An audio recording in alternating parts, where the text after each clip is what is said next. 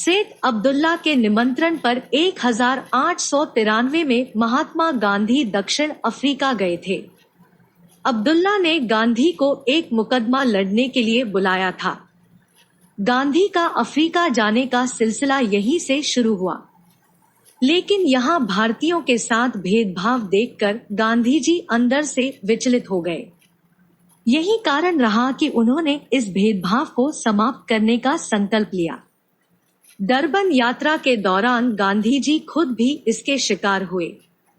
उनके साथ घटित हुई 2 घटनाओं ने गांधी जी के संकल्प और इरादों को और मजबूत किया। आज की तिथि महात्मा गांधी के जीवन में काफी अहम है। आइए हम आपको बताते हैं एक वकील मोहन दास से महात्मा गांधी बनने तक उनके सफर के बारे में।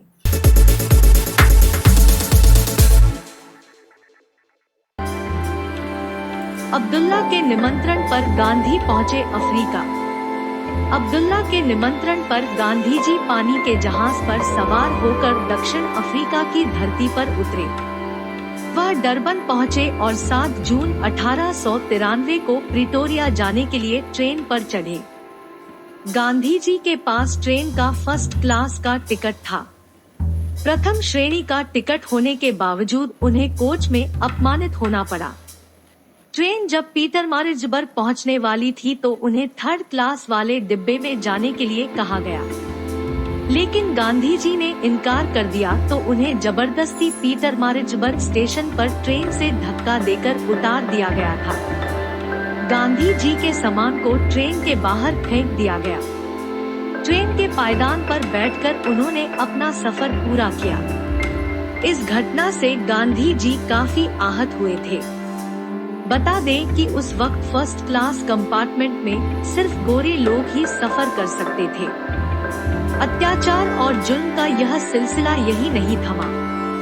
इस यात्रा के दौरान एक यूरोपियन यात्री द्वारा एक अन्य यात्री की पिटाई भी की गई। इस दृश्य को देखकर गांधी जी आहत हुए।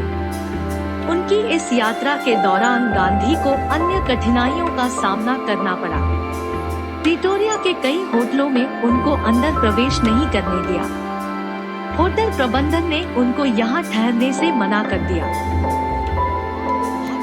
घटना घटी जब उन्हें स्टेज कोच द्वारा चार्ल्स टाउन से जोहान्सबर्ग के लिए यात्रा करनी पड़ी।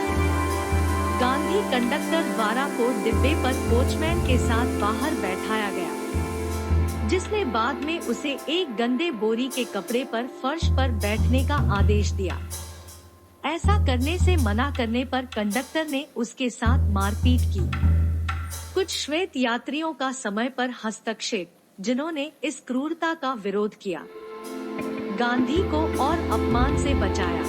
इसके अलावा जब गांधी अब्दुल्ला के केस में जज के समक्ष पेश हुए तो उनकी पगड़ी पर सवाल उठाया गया। बहस के दौरान जज ने गांधी को पगड़ी उतारने का आदेश दिया।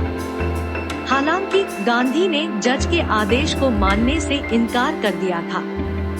गांधी जी के साथ घटित इस घटना ने गांधी जी को सत्याग्रह करने को मजबूर किया।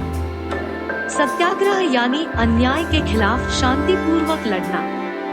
कड़कड़ाती ठंड में बैरिस्टर गांधी जी पीटरमारिट्जबर्ग स्टेशन के वेटिंग रूम में पहुंचे थे। 1894 में गांधी जी ने नेटाल इंडियन कांग्रेस की स्थापना। एक केस के सिलसिले में दक्षिण अफ्रीका गए गांधी जी ने यहाँ रहने की अवधि बढ़ा दी। उनका मकसद था कि भारतीयों को वोट न देने वाले एक विधेयक में वे उनकी मदद कर सकें। हालांकि इस विधेयक को गांधी जी पारित करने से नहीं रोक सके, लेकिन दक्षिण अफ्रीका में भारतीयों की शिकायतों के प्रति वे जनता का ध्यान आकर्षित करने में वह पूरी तरह से सफल रहे। 1894 में गांधी जी ने नेटाल इंडियन कांग्रेस की स्थापना की और इस संगठन के माध्यम से उन्होंने दक्षिण अफ्रीका में भारतीय समुदाय को एक सजातीय राजनीतिक शक्ति के रूप में परिवर्तित कर दिया। महात्मा गांधी ने राजकोट में अलग दफ्तर खोला। यहाँ उन्हें अर्जियां लिखने का काम मिलने लगा। उनकी करीब 300 रुपए महीने की आमदनी होने लगी। गांधी जी ने अपनी आत्मकथा में लिखा है, कि बम्बई में कमीशन नहीं देने की जो मेरी आदत थी वह राजकोट में आकर नहीं रही। उन्हें समझाया गया कि बम्बई में सिर्फ दलाल को पैसे देने की बात थी, लेकिन यहाँ पैसे वकील को देने हैं। 1906 में गांधी ने विदेशी धरती पर शुरू किया सत्याग्रह। 1906 में दक्षिण अफ्रीकी सरकार ने एक नया कानून बनाया। इस कानून में भारतीय मूल की आबादी को पंजीकृत कराना अनिवार्य किया गया था।